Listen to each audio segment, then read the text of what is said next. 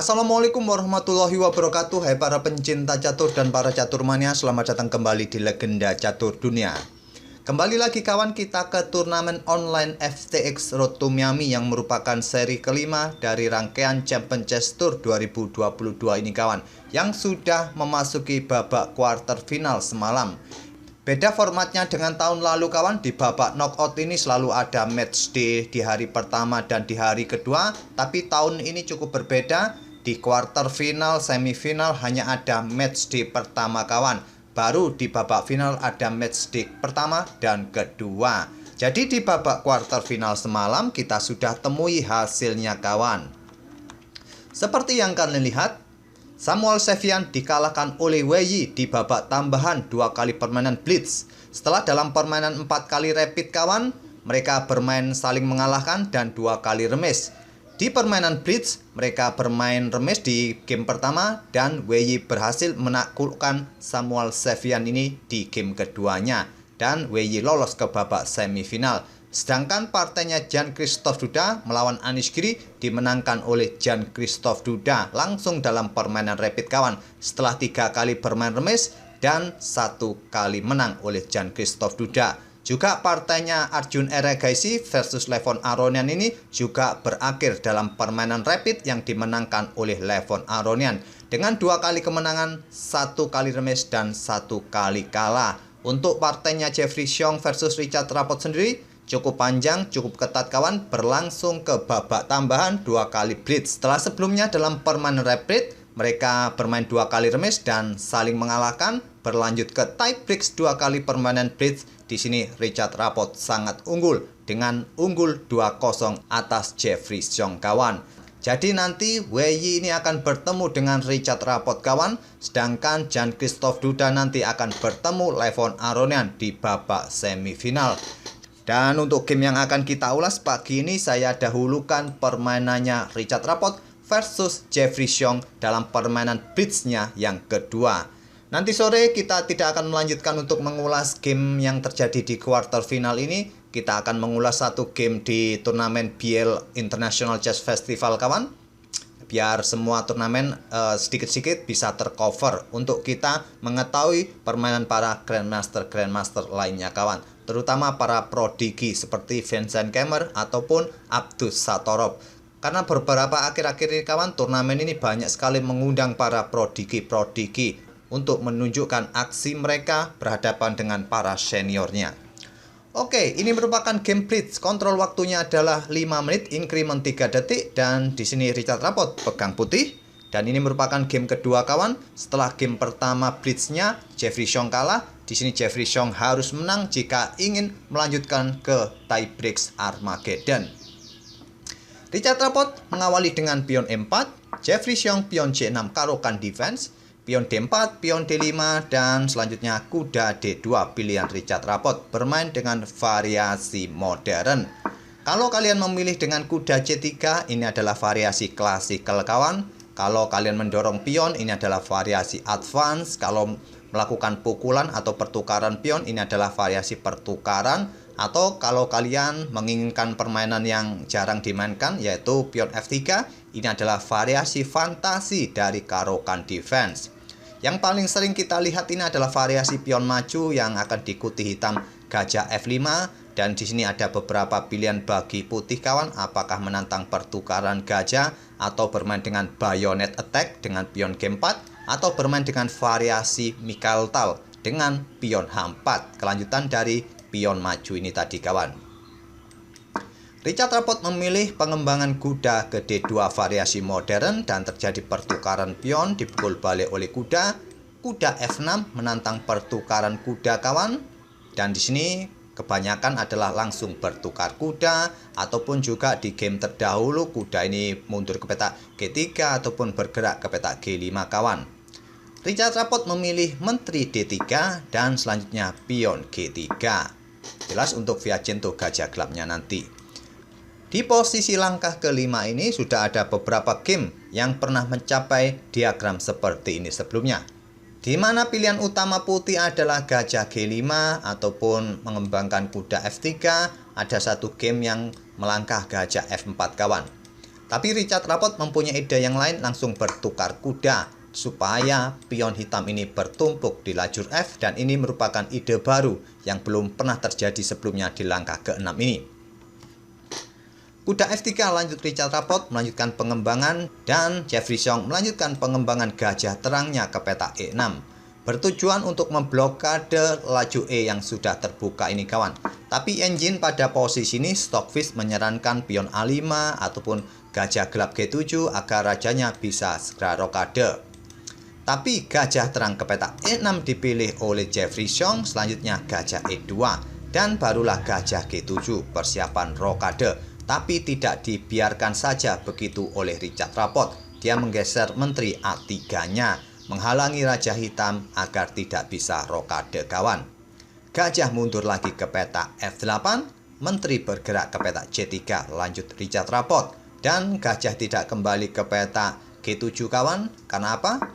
Karena menteri akan bergerak ke peta B4, tetap raja belum bisa rokade dan pion B7 dalam tawanan menteri putih.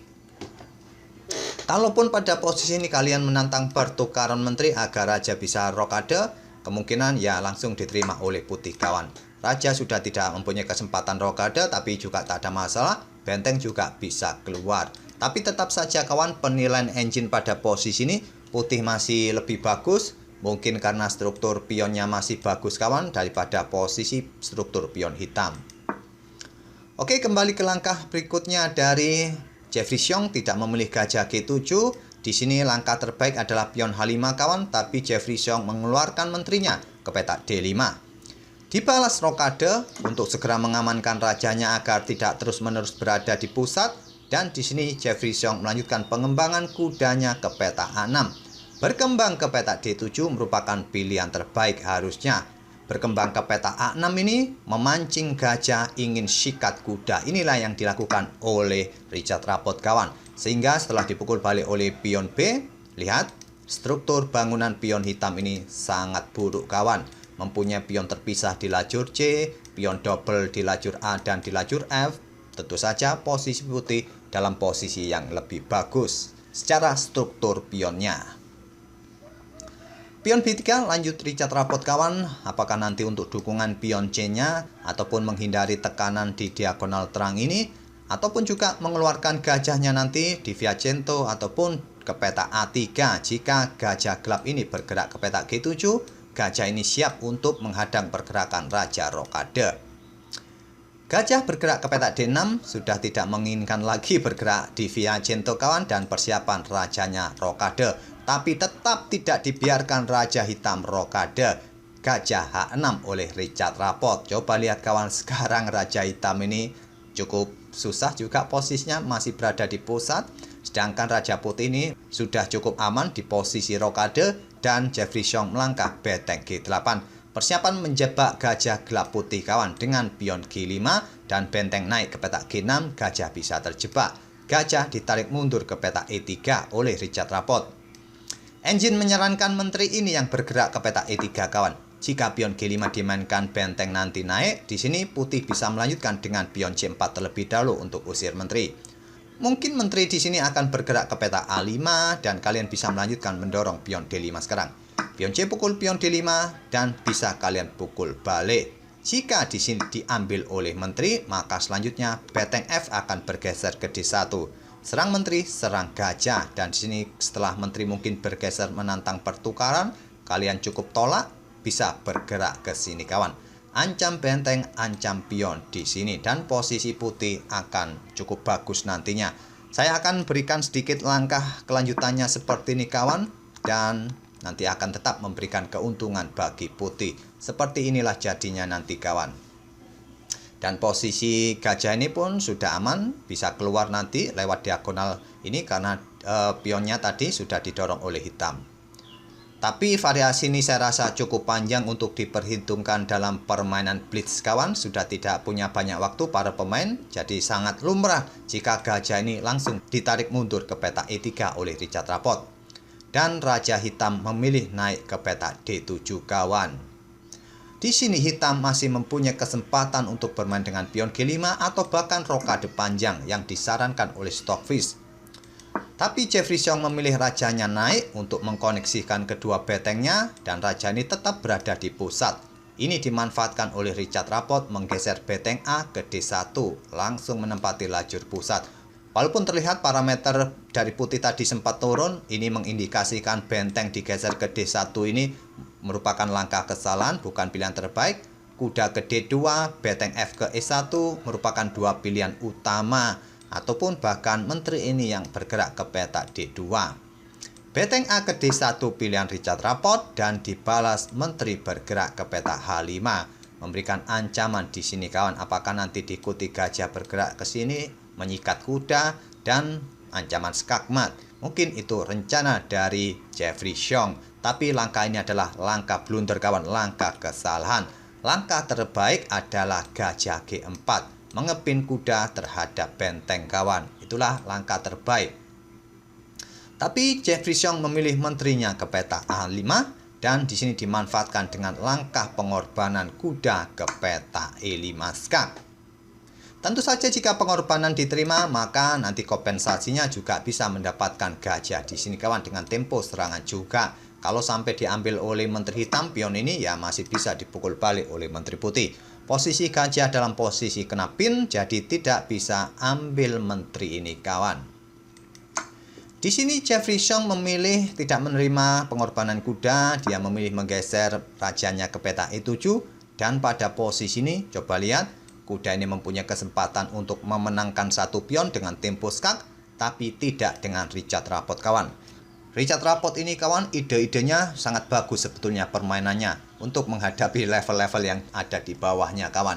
Tapi saat menghadapi level yang setara ataupun seimbang, terkadang idenya dapat dimentahkan oleh lawan kawan.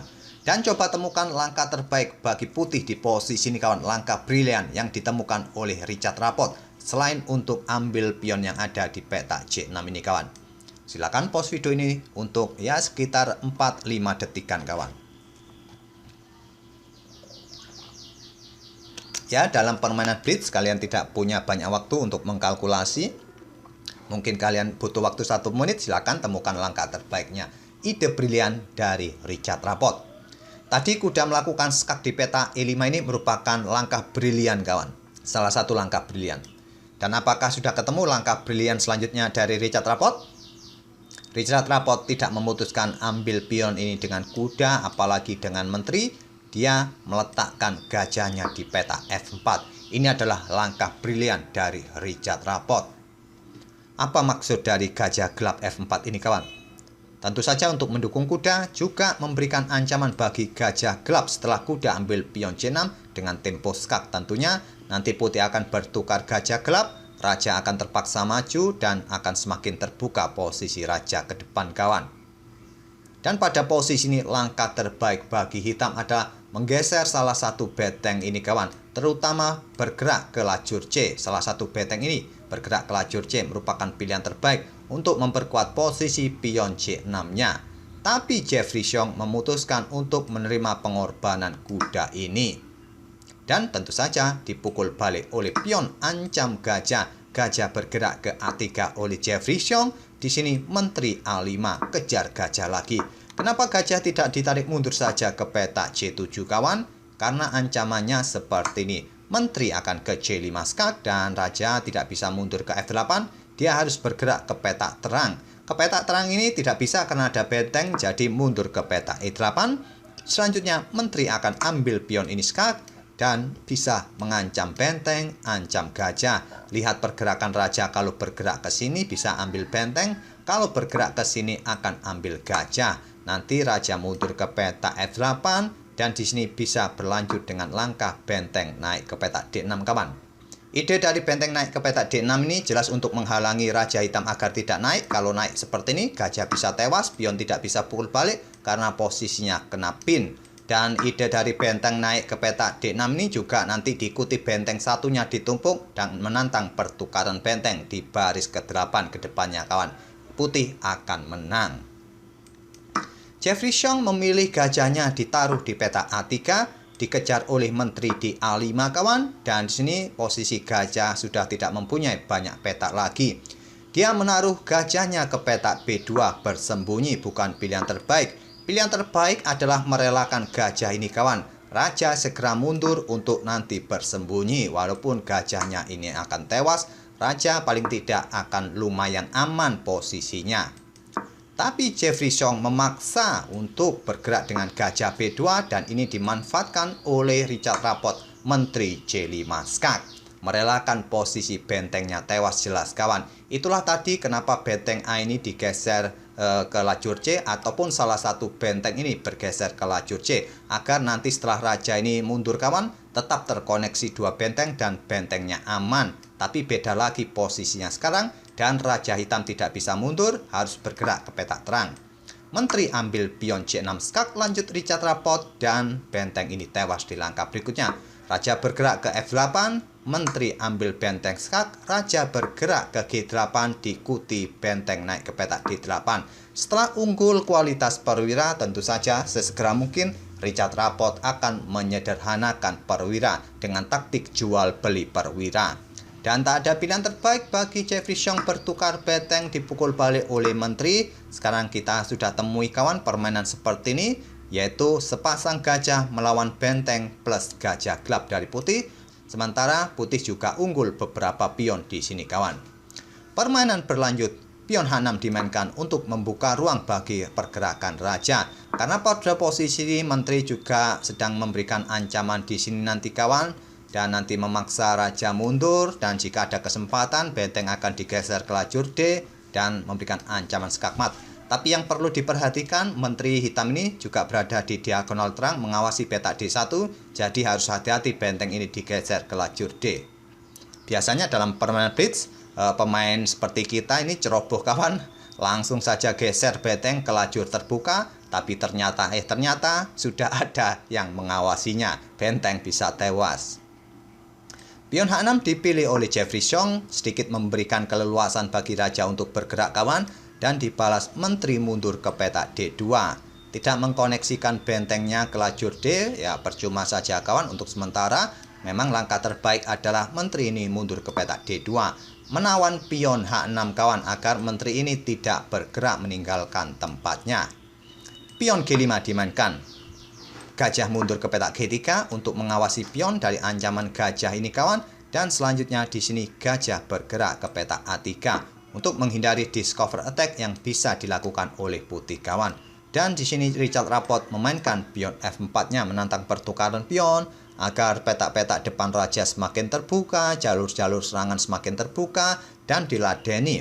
Dipukul balik oleh menteri, tidak lagi dengan gajah kawan. Kalau dengan gajah seperti ini ya masih baik-baik saja, bagus-bagus saja, memberikan tekanan di sini. Kemungkinan hitam akan bermain dengan gajah J5-nya skak, raja bergeser, di sini mungkin akan diikuti dengan pion A5 ataupun bisa bermain dengan gajah ini ditarik mundur untuk berkoneksi dengan pionnya, tetap menjaga diagonal gelap ini. Tetap saja putih masih dalam posisi yang bagus. Richard Rapport memilih memukul balik menggunakan menteri, tetap memberikan pressure di lajur F dan dibalas menteri hitam bergerak ke E2. Di sini ditantang oleh menteri putih di F2, ditolak oleh Jeffrey Song, melangkah menteri ke E4 dan gajah ke F4 kawan. Memberikan dukungan menteri, nanti mungkin bergerak ke petak gelap ini, memberikan ancaman yang serius nanti kawan, dijawab dengan gajah D5. Juga memberikan ancamannya sendiri agar menteri putih ini tidak bergerak ke peta ini, tapi menteri bergerak ke petak G3 terlebih dahulu skak. Dan raja memilih ke petak terang peta H7 untuk membackup pionnya kawan. Tapi selepas menteri putih bergerak ke petak D3 ini, di sini Jeffrey Song menyerah di langkah ke-33. Ide dari Richard Rapport tentu simpel kawan, yaitu bertukar menteri yang sudah tidak bisa dihindari lagi karena satu diagonal, nanti tersisa benteng plus gajahnya melawan sepasang gajah kawan, dan keunggulan beberapa pion, dan apalagi hitam ini mempunyai banyak pion. Semua pion ini merupakan ciri khas pion lemah kawan yang terpisah-pisah seperti ini, mudah direbut oleh lawan nanti. Sangat logis pada posisi ini hitam menyerah kawan. Dan saya tak perlu lagi melanjutkan langkah-langkahnya sampai pion bisa promosi ataupun bisa skakmat. Masih cukup panjang memang permainan jika lawan ngeyel. Oke, itulah kawan game antara Richard Rapport versus Jeffrey Song. Di game keduanya, di Type Breaks permainan Blitz 5 menit increment 3 detik. Nanti sore sekali lagi kita akan ulas untuk bergeser ke turnamen BL Chess International Festival. Dan kita akan bertemu di video-video berikutnya. Terima kasih. Wassalamualaikum warahmatullahi wabarakatuh.